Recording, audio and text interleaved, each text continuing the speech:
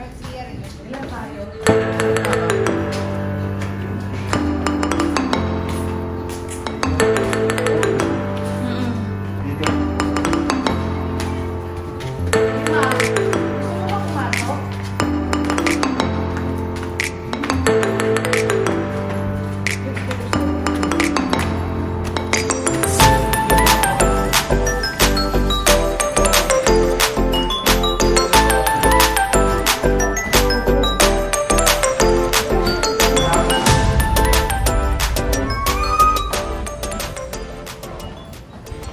Hey everyone! Welcome back to the vlog!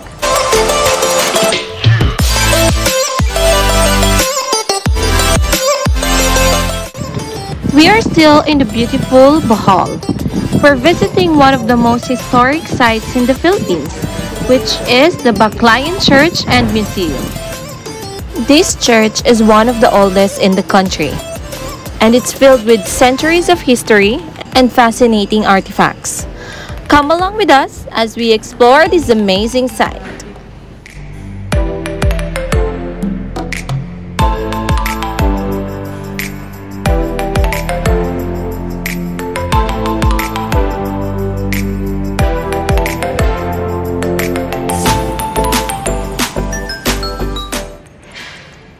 Ano to? Ito yung coral?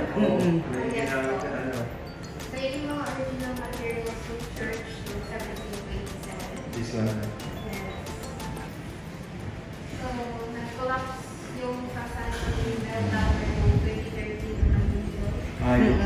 Tapos, 4 years din siya i-maintain na restore. So, 2013 to 2017 yung process ng restoration. So, yun na yung bill. Wala pong nasirang bed. 2013. Wala pong nasirang bed before. Pero yung mga chorus ko, binalik nila. Pero mixed with cement. May kita niyo yung harapan, medyo puti. The rest of it. Yan yung masira, ano? Yan yung yung lumindol eh. Pero dito na side, walang nasira. Though may mga little cracks, pero totally safe yung mga collection.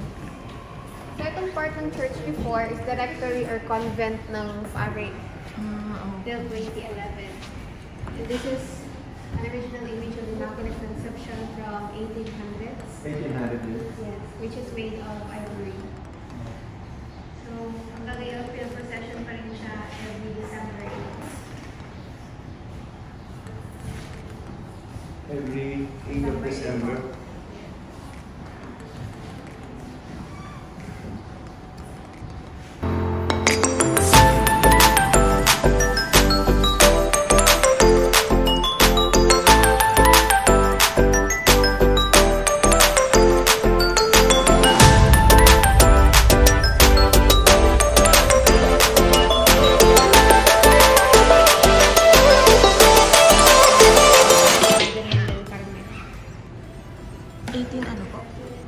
Don't touch lang po. 1800s po.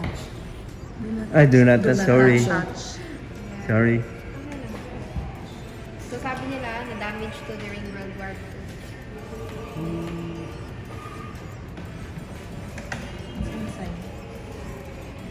Wala. So this is also the image from 1800s. This one. Ito yun. Ito? Mga 1800s photos na. 1800s. First image is Santo Niño. Baclayan. And San Vicente Ferrer. Lahat ay 1800. Vicente Ferrer. Most sa mga collections dito, mga 17th to 19th century. But, sinokis lang po yung dalagang family or yung colors of the side is somewhere in the middle. This is one of the oldest collections somewhere around 1700. Gold, gilded with gold leaf. So this is with Spanish art with a hint of Chinese culture. Specifically sa painting sa gitna, which is reverse painting art of Chinese. Kaya some say na yung parang imahe ni Jesus Christ mukhang chick.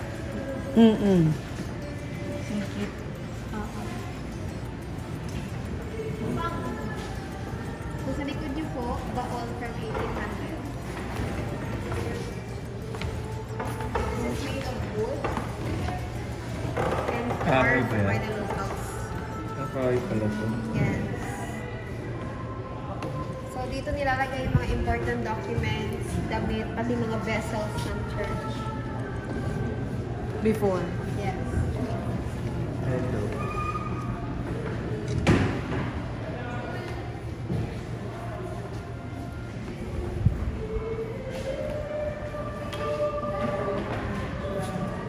The altar from 1810, which is made of silver.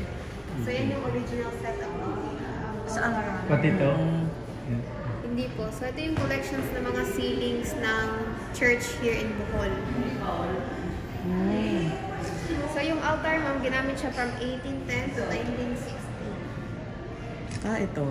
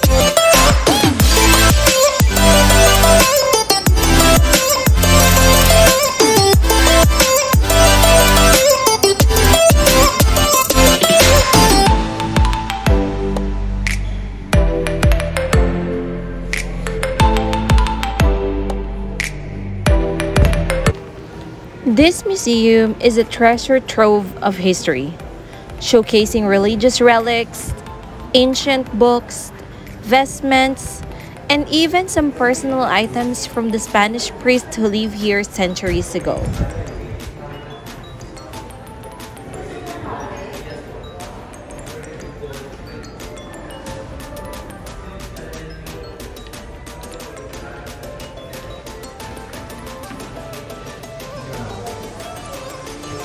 Okay, let's go na.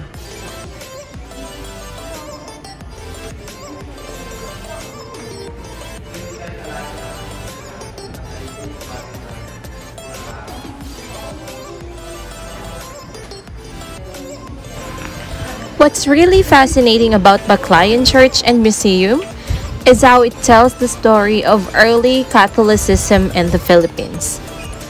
The Spanish influence is clear, but it's also a place where local culture and faith came together.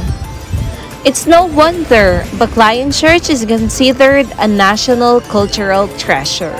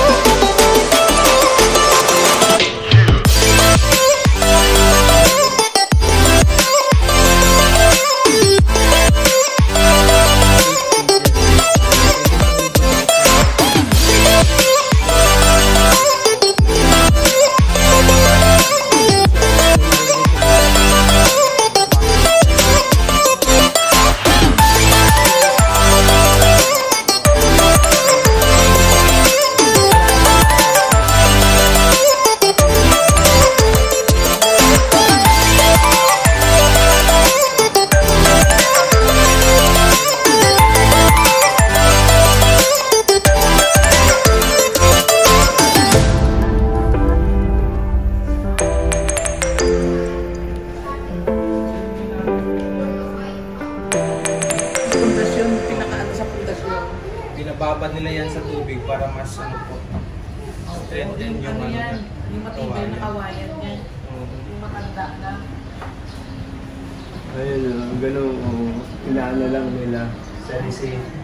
Oo, sinasabi sa'yo para matibay. Ito yun. Oo, ito po is pure po ito na ano po. Na po. Ayun lang. Ito Waras. lang yung mga wall na ganito. Yung mapunti lang yung mga gap ng Pero ito, kahoy sa ito waras kasimento. na to. Oo. Limestone. Ilan po? Then itong floor po is made of Touch it. tugas or mulave. Ano? Kasi kung bento ito noon, Ano? so yung noon is hindi sila gumagamit ng ano pa. Ako. Yan, super great. Ano yan? 1760? 1866. Dati na lahat ng ito ma. Galat na. So, tanda pa sa akin. Matanda ko pa sa Kay Pampang. sa tatay ni Pangpong sa mga dapat.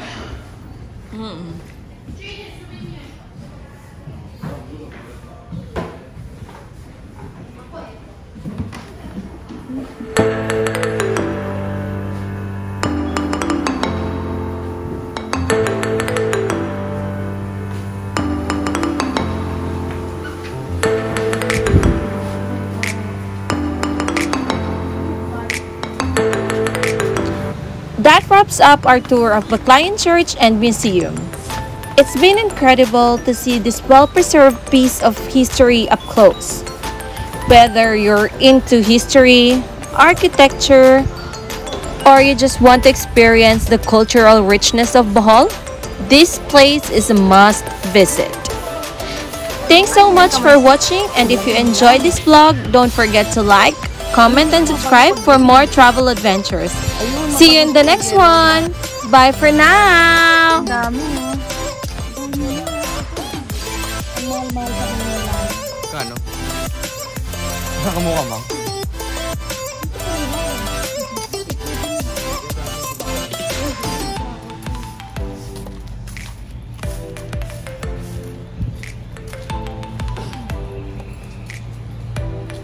Dito tayo galing, oh.